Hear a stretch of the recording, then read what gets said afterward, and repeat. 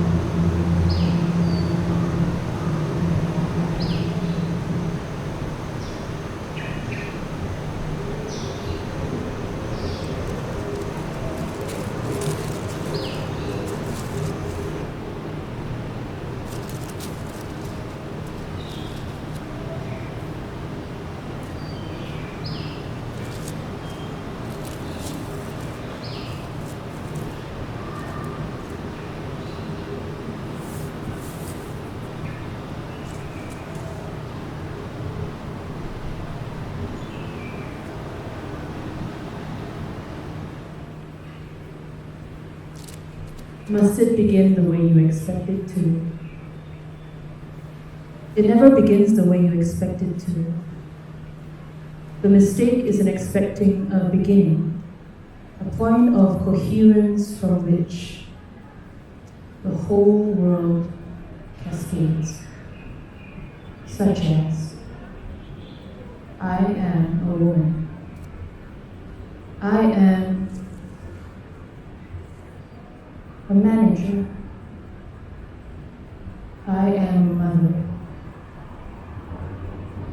am afraid. Life does not begin or end, it only goes on. It folds upon itself.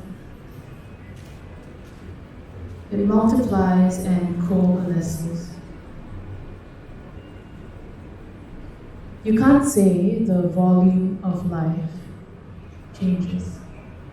The scale is always beyond us, what we can reckon. The windows, the roof, they remain. Even the clearest blueprints don't have all the answers. Every rehearsal or draft is an instance where something is already happened. The name. Life takes place. What is happening right now, inside of you, through you? Silence is near impossible, but stillness is an option. Sitting still, breathing gently, ceasing to resist what is undeniably present. All quests fall silent, at least temporarily. Everything is impermanent. It makes sense that stillness will be too. Enlightenment, transcendence. These are activities of the gods. We may attempt them temporarily and even manage to do them temporarily. Sitting quietly amidst a mixture of concrete, wood, and metal. This is a destiny still available to us. Right now, I choose it. Like you, here I am. Like you, I sense the world and try to make sense of it.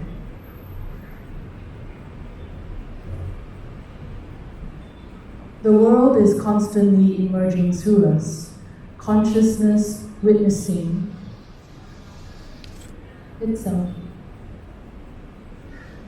To be willing to be conscious, I must be willing to attend to what emerges and willing to be changed by it.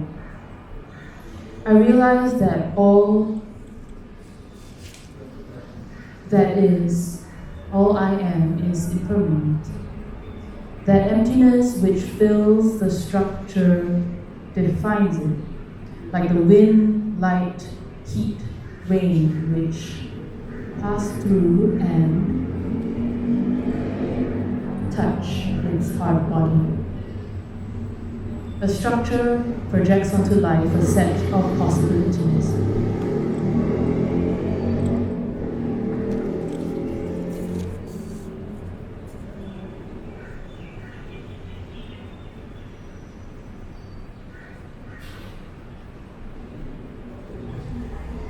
A figment of futility. The sky's flood of light is shaped by the canopy of leaves to form smaller streams that kiss the floor so briefly it's as if they had never come. They did. They haven't. It's over. Ants, oblivious to this fact, scuttle over dead leaves which blanket the base of the fig tree. When another leaf arrives, blocking the path they've established, they simply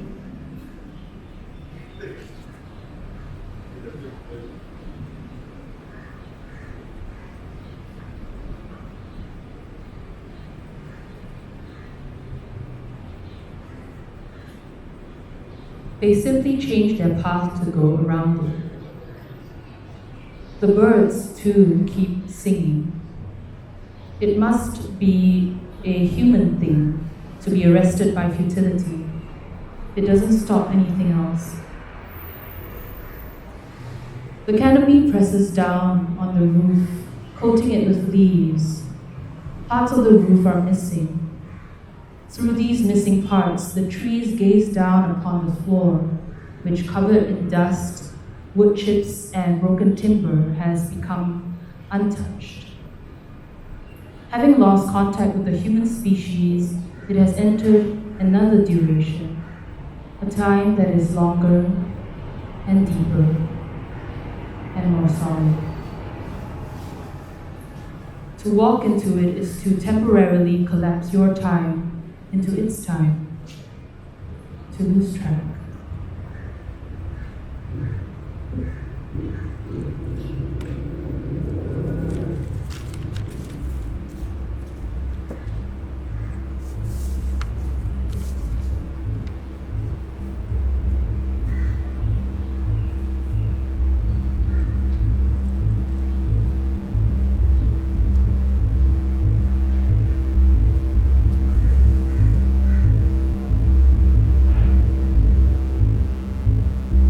The two heavy-set pieces of wood swing away from each other with the barest of creaks. The large fans don't work. They hang still above the mattresses, which are so densely packed that the floor is completely hidden from view. Most beds are occupied. It is only a few hours away from dawn. Most of the refugees have come home from their clandestine occupations and rendezvous. The packed silence of the hall swallows them away from the outside, eating away at the aloneness of their lives.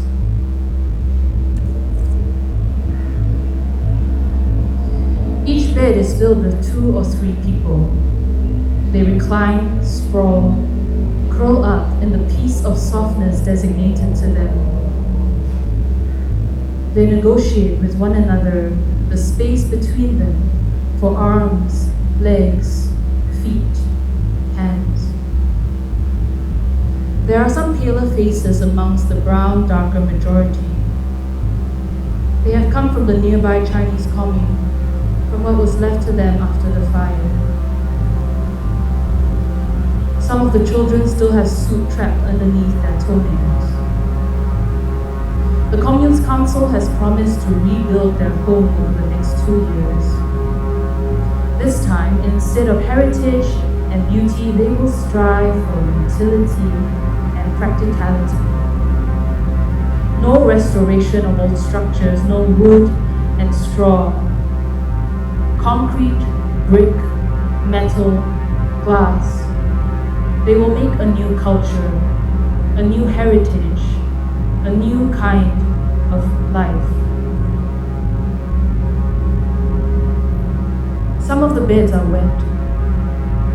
Every day, a cleaner comes in to wash the mattresses in situ, while the residents are mostly out corralling semblances of life into limited possession. After the washing, on scorching afternoons, the hall turns steamy. The vapor liquefies on every surface, and it is hard to breathe.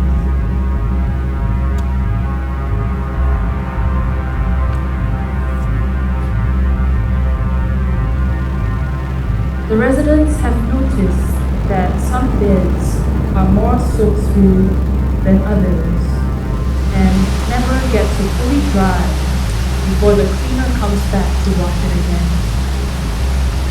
It is the center's way of reminding more enduring residents, this is no place to stay. At night, the still damp air makes them sweat against one another. Nonetheless, the lovers wrap themselves around each other, relishing their stickiness. Children climb over sleeping adults to reach one another. Some who are less poor than the others afford themselves 10 minutes to skim the public feeds or AI summaries of the news. Those even less unfortunate treat themselves to an hour in immersion. They immerse in dry, warm homes with an abundance of food, solitary walks in some version of nature, away from this crowded warehouse of immolated lives and disappeared lovers returning to huddle up against them and disappeared lives. Consumed by these moving images, their breathing slows. Oxytocin, dopamine, and endorphins flood their bodies.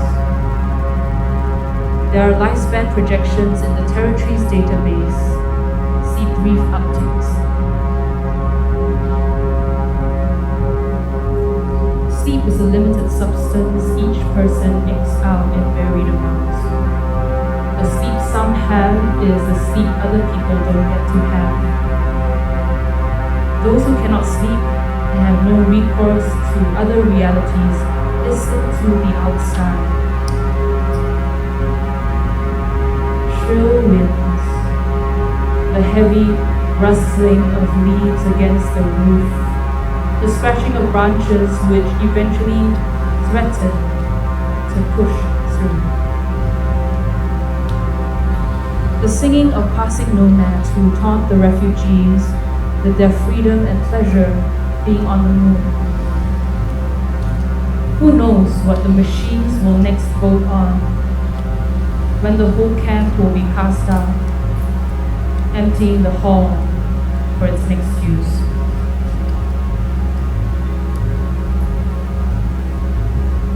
The song is sung loudly.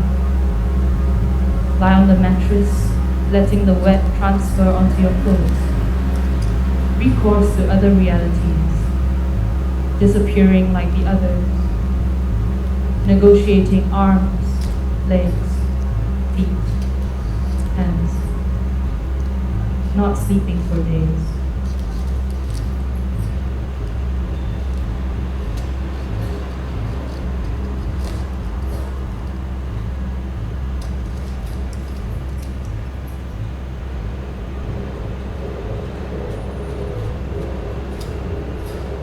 The story of the fig is the story of the wasp. A dissolution of one form into another without boundary.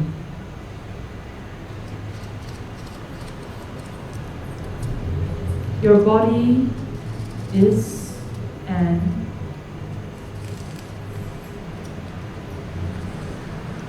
agglomeration of elements passed through the curatorial systems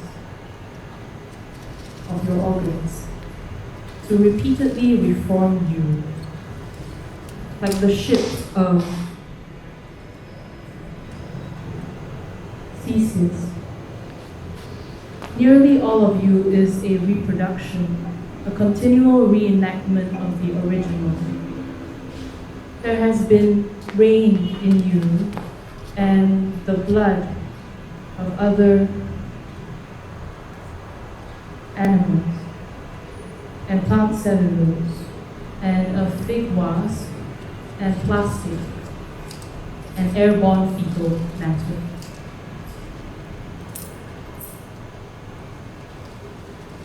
You will continue to be remade, reformed,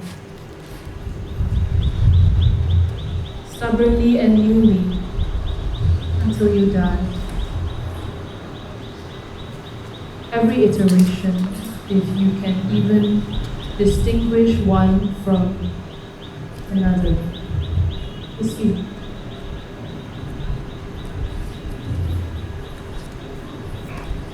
What of the original ship of Theseus remains? Its design, which contains a set of possibilities, values, ways of being. Where and how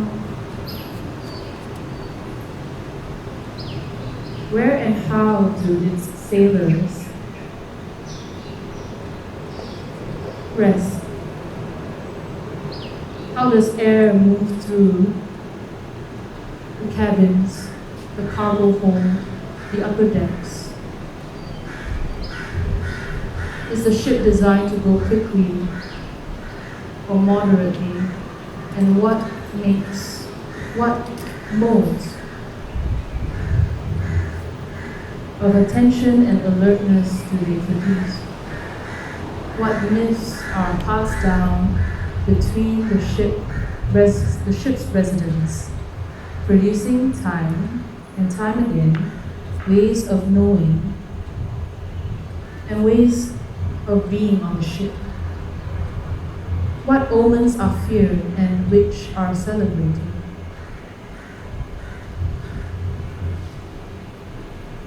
What remains of you?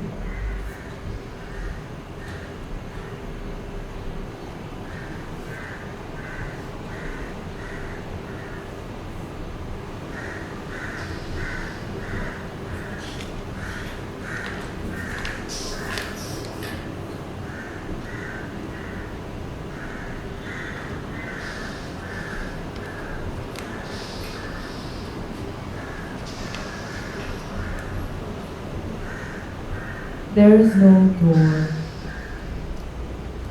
The building gapes through the momentous hole bored through, the mouth frozen in shock. When did what hit it? Vegetation overflows from within to join the thicket that has swallowed all outlines, fuzzying the landscape. It can be recognized as a building by the roof which extends out from the greenery, even though at least a third of it is missing. The rest of its body rests underneath the foliage. Inside, in the upper corner of what's left, bats congregate and wait for night. The wooden ground has rotted and fed an eruption of fungi. Roaches of different appearances scuttle along dead leaves, simultaneously sedimenting and liquefying. The air feels too wet. A bigger, overgrown mound towers next to this cavernous one. The verdure cannot conceal the hardness of the concrete and metal underneath it, bones which grip back against the pull of these lush muscles. The metal especially has burnt brown with sections of vegetation laid upon it. This building stands more boldly, even as it is lost to leaves and branches. A flash of dark brown. A small macaque picks its way amongst the cacophony of plant, fungal, and insect life. Formerly symmetrical, it has adjusted to life without the human species. It holds a pair of sunglasses which it pauses to fiddle with and bite. It places it around its neck, a makeshift necklace. The macaque cries loudly. Along the horizon, a steady tide is washing in, so high that almost nothing deters it. A wave of birds screech just ahead of it. A remnant satellite pings a control station where pockmarked human bodies lie. 11 minutes left.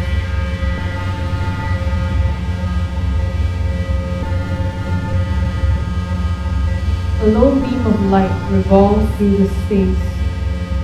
It shows us, without rush, the outline of all that remains.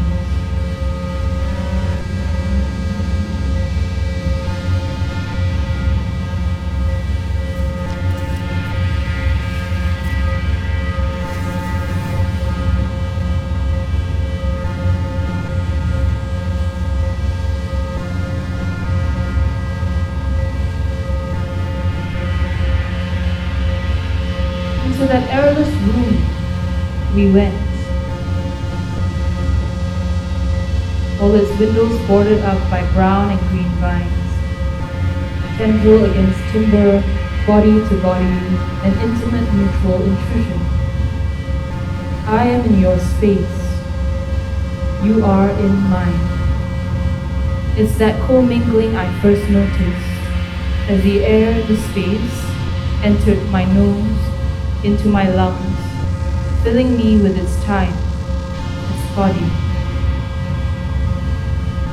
And our movement began to disturb the air that had been stiller, slower, speeding it up, reshaping its routes. We began to change each other. We had been changing each other all along.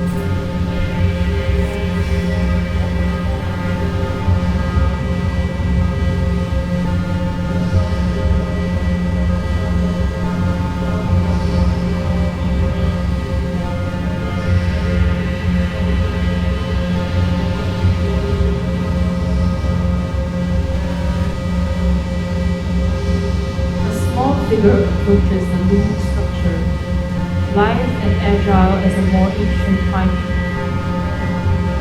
Against the building encrusted with foliage at once long dead and newly alive, a body so small feels negligible, forgettable, forgivable. One can briefly forget the power of that tiny species to take a whole city down, even drive other species to their extinction. So unreliable is scale as a marker of power, immunity, resilience. Instead, notice how the living leaves lean away from the bipedal creature as it comes closer. Something about the creature repels not only the leaves, but also everything else in certain proximity. Mosquitoes bounce off its surface. Light is dimmed around it, making it harder to see what it is. Despite the roaring downpour, the figure is dry as chalk. It stops walking. It turns its head in gentle circles, then figure eights. Scan complete, it stands still, reading the data. A faint chirp cuts through the dead silence. The figure whips around. A bird? Where? How much would this recording be worth?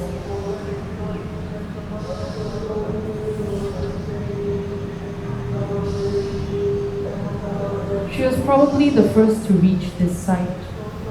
There were no signs that anyone else had been here, no cuts in the foliage, no path carved through the overgrowth into whatever lay within it. The green fortress remained enclosed.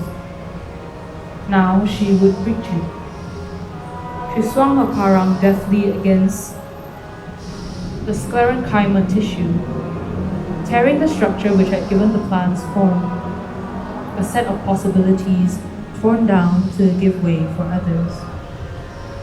Silent and unnamed, the plants presented a set of destinies. They proposed ways of being. She was doing away with them. They would proliferate elsewhere. She considered herself a compassionate retrieval agent. Her cuts were precise and minimal and clean, freeing up just enough space for her body to slip through. She would listen out for the bird later. Right now, something less elusive lay just ahead of her.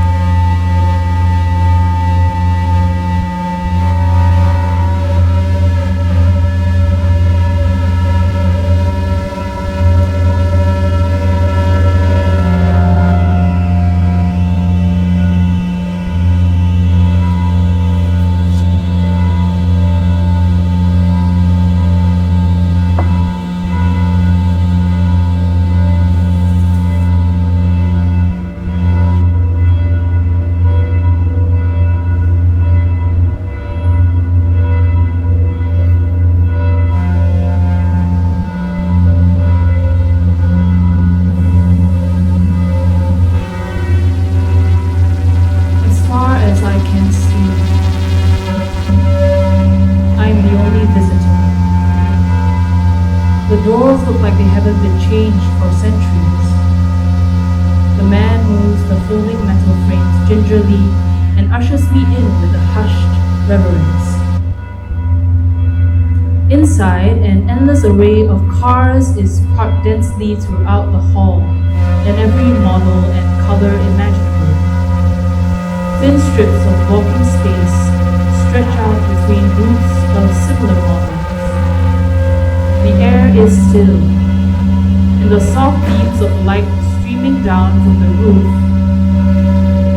I see dust swirling gently.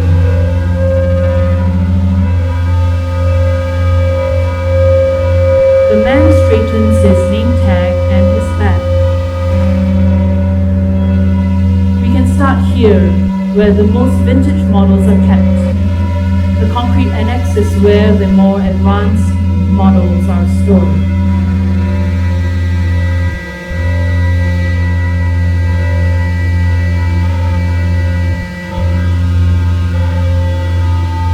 The two heavy-set pieces of wood. His body, which had been more awkwardly held before, The large fans begins to move in a smooth choreography as he leads me through the which are so hall. densely packed that the floor is completely hidden from view. Most beds are occupied. Each car has It its is own only a lot, few at the hours edge of which is painted in fine print Most of the refugees information are about its from model and clandestine condition. occupations and barbecues. The packed silence of the hall swallows them away from the outside. We had some incredibly generous donors towards the end of the big crash, the man is saying. Each bed is filled with One of two or them three gave us 200 cars. They recline, sprawl, curl up in the piece of softness designated to them. The seller told me it's like They selling off a negotiate stock with one right another before it with space crashes. between them for arms, legs, feet, hands. Thankfully, he also donated money to There are have a some wing of paler the concrete faces annex amongst the named brown, after him. darker majority. So the museum is doing all I've right. come from the nearby Chinese We're working with historians from the what was local left to university them as after well the fire. to emphasize the Some of the heritage children values still have soup trapped our underneath their collection. toenails. The Commune's Council has promised to rebuild the home over the next 2 years. This time, instead of heritage and beauty, they will strive for utility and practicality. No restoration of old structures, no wood and straw. Concrete, brick, metal, glass. And you, They will make he a new looks at culture, me. a new You're heritage, a doing new kind of life. research? Yes, I'm Some looking of the at beds are still ancient wet. cultures of mobility and their depictions Every in day, media a as cleaner comes countercultural in to routes wash towards the identity mattresses in formation, situ, which are eventually subsumed while the into the residents are mainstream, mostly and how out these cultural corralling histories inform semblances of present currents life of into selfhood limited and use of possession. cultures, particularly the move towards body modding with After the vehicle parts, washing, on with the most scorching extreme afternoons, attempting to fully the hall turn turns steamy. themselves into The cars. vapor liquefies on every surface and it is hard to breathe. The man looks concerned. The residents have noticed that some beds are more soaked through than others and never get to fully dry before the cleaner comes back to wash it again. It is the He center's way continues of the tour, reminding more growing enduring increasingly residents. subdued This as is we no continue. place to stay. We don't get many cultural At type night, academics here, he The says at still one damp point. air makes them sweat He against continues one with a another. careful look. Nonetheless, I understood that the most lovers wrap departments other themselves than around each history other, had been reorganized under relishing civic their studies. stickiness. Is your research under civic studies? Children climb over sleeping adults to reach No. one another. Some who are less poor than the others I'll show you the afford concrete themselves annex, 10 minutes then to we'll wrap skim up. the public feeds for AI summaries of the news. The concrete annex is much larger and comprises Those even less multiple open-air unfortunate floors treat themselves with little to to an no hour walls or in partitions. immersion. It is filled from They top to immerse bottom with in cars dry, from the warm electric homes with an era, abundance of food, as well as a solitary few of walks the in some early version of hover nature, models. away from this crowded warehouse of immolated lives, and disappeared lovers returning to huddle up against them, and disappeared lives. The man leaves me to walk on my own. Consumed by these moving images, their breathing slows. I take my time. Oxytocin, dopamine, making and brief endorphins notes as flood I their go. bodies. Then, Their checking that lifespan he's out of projections in sight, the I territory's try pulling at the database back door see handle brief of the closest upticks. car. It opens. Sleep is a limited substance each person ekes out in varied amounts. I climb in and curl up The on the back sleep some seat like how have is the actors sleep in other the people old don't films get to did. have. Those who cannot sleep and have no recourse to other realities listen to the I outside. close my eyes. Shrill winds, the heavy rustling of leaves against the roof, And the imagine scratching of branches which threaten to eventually push through. The singing of passing nomads who taunt the refugees with their freedom and pleasure being on the move. Who knows what the machines will next vote on, and the whole camp will be cast out, the body covered emptying in the hall tar, out for its next use. walking in with the gravity of a mountain. The sound of a song is sung lecturer loudly. fades in over the speakers. Lie on the mattress, letting the wet transfer onto your The clothes. speaker's voice is Calls garbled. to other realities, disappearing like the others. The body is shaped like a car. Negotiating arms, legs, It produces time by hands, burning not bodies. sleeping for days. There is no door. The building gapes through the momentous hole bored through it, a mouth frozen in shock. When did what hit it? Vegetation overflows from within to join the thicket that has swallowed all outlines, fuzzying the landscape. It can be recognized as the building by the roof which extends out from the greenery, even though at least a third of it is missing. The rest of its body rests underneath the foliage. Inside, in the upper corner of what's left, bats congregate and wait for night. The wooden ground has rotted and fed an eruption of fungi. Roaches of different appearances scuttle along dead leaves, simultaneously sedimenting and liquefying.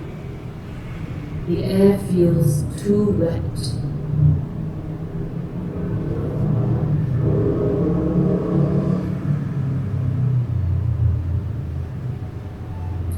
A bigger overgrown mound towers next to this cavernous one.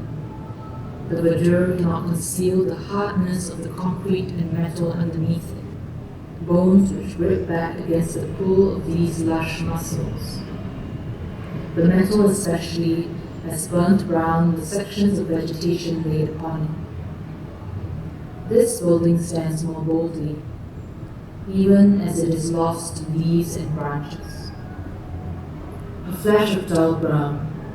A small macaque picks its way amongst the cacophony of plant, fungal, and insect life. Formerly synanthropic, it has adjusted to life without the human species.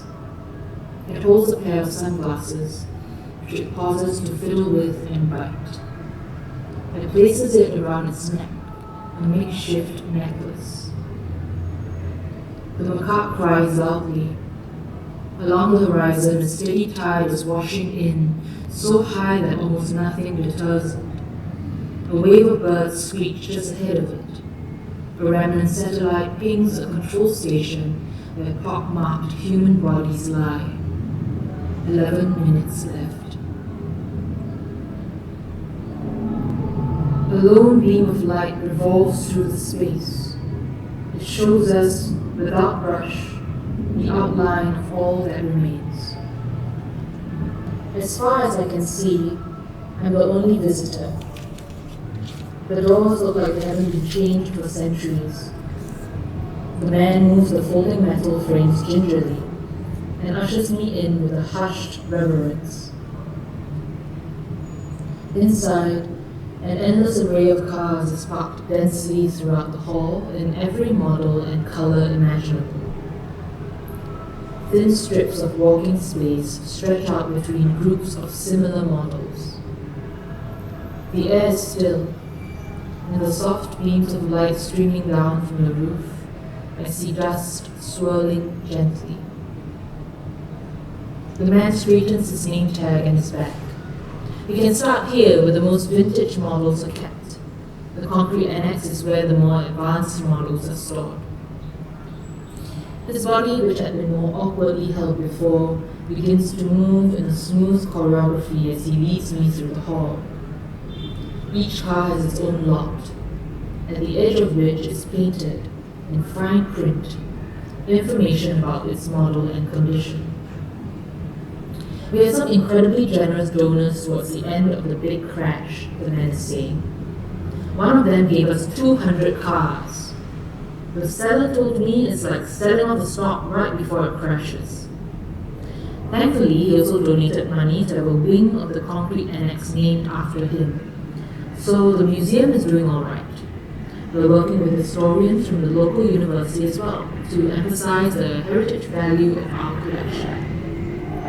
And you, he looks at me, you are doing research? Yes, I'm looking at the ancient cultures of mobility and their depictions in media as countercultural routes towards identity formation, which are eventually subsumed into the mainstream, and how these countercultural histories inform present currents of selfhood in youth subcultures, particularly the move towards body modeling with vehicle parts, with the most extreme attempting to fully turn themselves into cars. The man looks concerned. He continues the tour, growing increasingly subdued as we continue. We don't get many cultural type academics here, he says at one point. He continues with a careful look. I understood that most departments other than history had been reorganized under civic studies. Is your research under civic studies? No. I'll show you the concrete annex and then we'll wrap up. The concrete annex is much larger and comprises multiple open-air floors with little to no walls or partitions. It is filled from top to bottom with cars from the electric era, as well as a few of the early hover models. The man leaves me to walk on my own. I take my time, making brief notes as I go. Then, checking that he's out of sight, I try pulling at the back door handle of the closest car. It opens. I climb in and curl up on the back seat like how actors in the old films did. I close my eyes and imagine.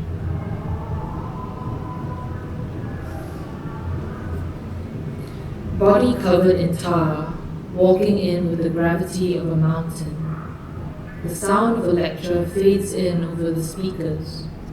The speaker's voice is garbled. The body is shaped like a car. It produces time by burning bodies. The greenhouse is made of glass panels on heavy gauge aluminum frames. Greta, the research assistant you've been in contact with, meets you at the door. She leads you through the overgrown interior, which she informs you has been cultivated using the principles of natural farming set out by Masanobu Fukuoka over 1,000 years ago.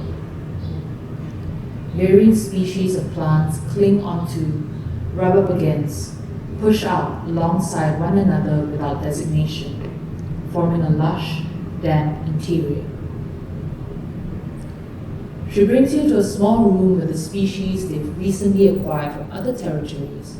The onyanga and the snow lotus are kept under observation as they acclimatize to the calibrated conditions of their enclosures, which include relevant insects, microbial species, minerals, companion plants, all housed within suitable humidity and temperature levels that modulate through the day.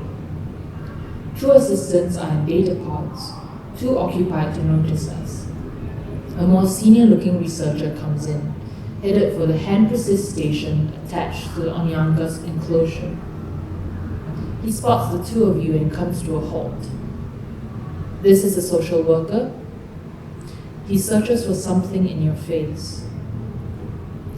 Yes, Greta replies. I thought a tour might give her some context, about his life's work. It's all he ever talks about, so she needs to understand some of what we do. Of course, he says flatly. This is his life. Greta nods and leads you out. That's his brother, she mouths to you silently. You nod. She brings you through the next rooms, a series of nurseries and an emergency department. Tour done, she brings you to a large room at the end of the corridor. Inside is a huge enclosure with numerous holes punched neatly into the glass. It looks big enough to keep at least 2 lions. In there, she mouths, then leaves. The glass is entirely plastered with vegetation. Vines, branches, and leaves poke out of the air holes, extending from a verdant mass that has swallowed up all the air. If the inhabitant you're looking for is in there, there's no way for you to see him without opening up the enclosure. Mr. Lee? I'm in the garden, a hoarse, breathless voice says from the inside. Hi, Mr. Lee, I'm Sarah, a social worker. I'm here to see you. I'm in the garden. I first moved in from my Atap house when they assigned me housing on the 5th floor. I filled my house with it. It filled all the walls and the ground. It grew over the windows. I breathed what the plants breathed out, and they breathed what I expelled. Have you seen Onyanga and the snow lotus? I told them no, but they don't listen to me anymore. They voted me off the board, out of my job. Fukuoka was right. Farming is a process of cultivating and perfecting ourselves. These clowns don't farm, they put things under the nanoscopes and they tuck plants away from each other. That's why they've fallen apart. Why are you inside the enclosure, Mr. Lee? I was evicted last week by the housing board. Time to move. Again.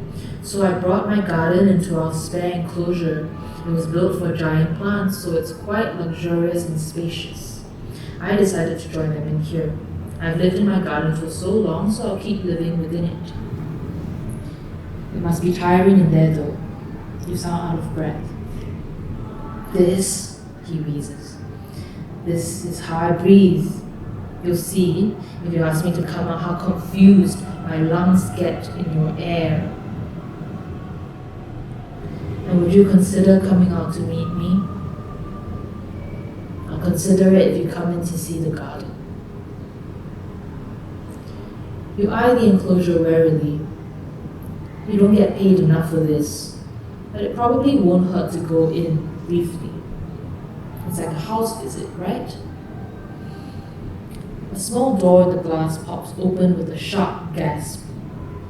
You turn towards it. You take a few slow, deep breaths.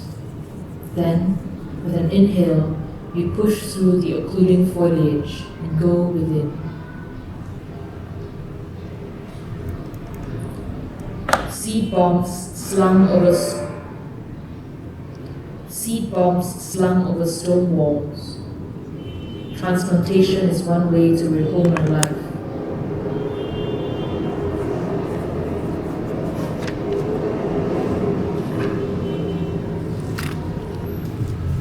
Seed bombs slung over stone walls.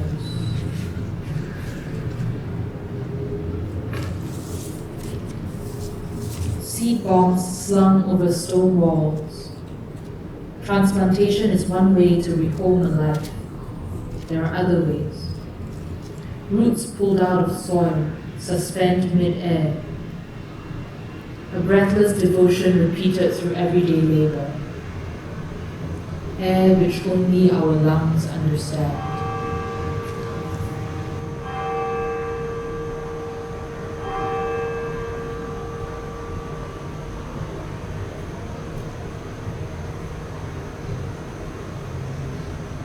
What remains of you?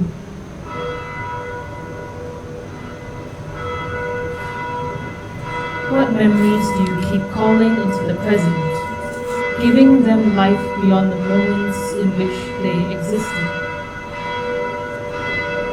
What selves and identities do you conjure in yourself every day, reproducing them through your behaviors, habits, patterns of speech, the names you call yourself and the names you avoid calling yourself.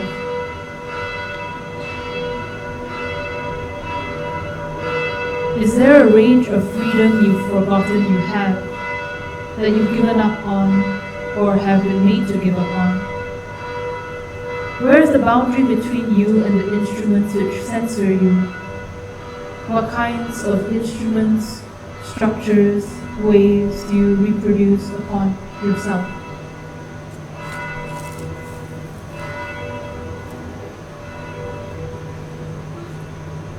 A word doesn't take up much space after all. It's barely an existence, this tiny unit of sound and shared meaning, attempting for a moment to enter and pass through you. All technologies aspire towards a permanence we can control. A written word may be physically transferred with nearly no loss due to forgetfulness. A printed word avoids the risk of human error in copying text by hand. A light bulb defies time. Time is a substrate of light. A word, always written after the fact, attempts to illuminate what has gone dark. Will there be anything else left to say when I'm finished? Will an inevitable silence saturate my life and render it mute? Does it matter if I don't speak or write? Where do these come from, and are they finite? Does their immortality render them cheap? Am I selling? Can this awareness persist without language?